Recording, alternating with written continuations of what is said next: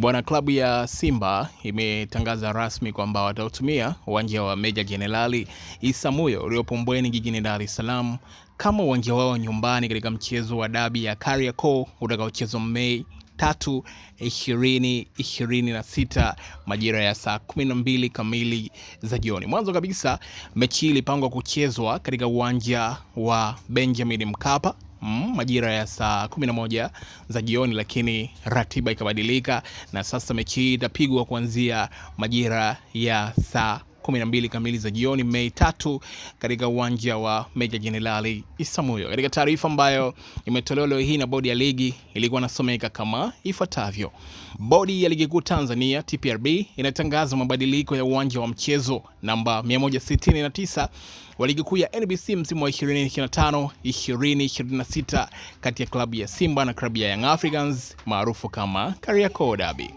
Mchezo huo ambao hapo awali pangwa kufanyika kwenye uwanja wa Benjamin Mkapa sasa utachezwa kwenye uwanja wa Meja Jenerali Isamuhyo mkoani Dar es Salaam Mei 3, 2026 kuanzia saa 12 kamili za jioni.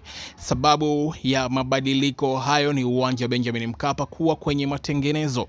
Klabu za Simba na Yanga pamoja na wadau wengine wa ligi kuu ya NBC wamepatiwa taarifa zote kuhusiana na mabadiliko ya uwanja wa mchezo huo, na maandalizi yake yanaanza mara moja ili kuhakikisha unafanyika katika kiwango cha juu kinachoendana na hadhi ya michezo mikubwa ya ligi ya 6 kwa ubora barani Afrika. Bodi ya Ligi Kuu Tanzania inawatakia maandalizi mema wadau wote wa mchezo. Imetolewa na idara ya habari na mawasiliano Bodi ya Ligi Kuu Tanzania TPLB leo April 24 mwaka 2026. Sasa hiyo ndio taarifa kutoka katika bodi ya ligi juu ya mchezo wa dabi ya Kariakoo kupigwa katika dimba la Meja Jenerali Isamuhyo kule Mbweni. Je, unakubaliana na taarifa hii? Tuandikie kwenye maoni hapo chini kwenye comment. Kumbuka kusubscribe kwa taarifa zingine kali kubwa ambazo zinatufikia kutokea hapa Macha TV.